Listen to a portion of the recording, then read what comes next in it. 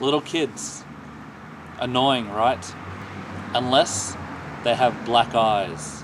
And then, because of optical racism, they become downright terrifying. They lurk down the dark alleys of your mind. But, unlike drug dealers, they're peddling something far more precious. Your eternal soul. Internal soul? External soul? Internal soul. Here's the scariest black-eyed children stories that I've found in my substantial 2-minute research. Secondly, since that awful intro was the firstly, I should probably explain what black-eyed kids are. They are kids with black eyes. Now we have that out of the way, let's talk about the first modern experience, which occurred back in good old 1996. It happened to pixelated newspaper reporter Brian Bethel at a rundown $1.50 movie theater. One summer night, Brian was parked outside, writing a check to the internets, helped by the glow of the movie marquee. When there came a tap-tap-tapping at his driver's side window. 2 boys stood there. Brian rolled down the window slightly and asked what was up. "Hey mister, we have a problem." This statement scared Brian, but he didn't know why at the time. "We need a ride," the boy explained directly. Only the curly-haired, slightly older boy talked, while the freckle-faced youngster just lurked behind, waiting. "Now we just want to go to our house, and we're just 2 little boys."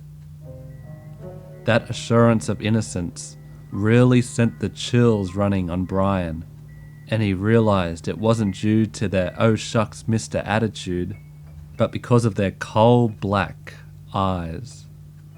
No pupils, no irises. Brian put his car into gear and fled, leaving 2 innocent children alone on the streets at night. Our second story tonight comes from a review on Yelp about a small cafe in Sioux Falls, South Dakota. The reviewer writes,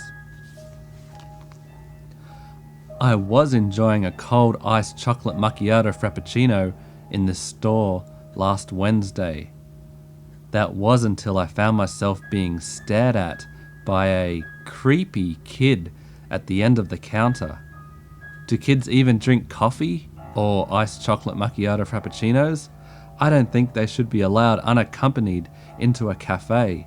Very poor management. And this was the creepiest kid I've ever seen in my life, thanks to his black contact lenses.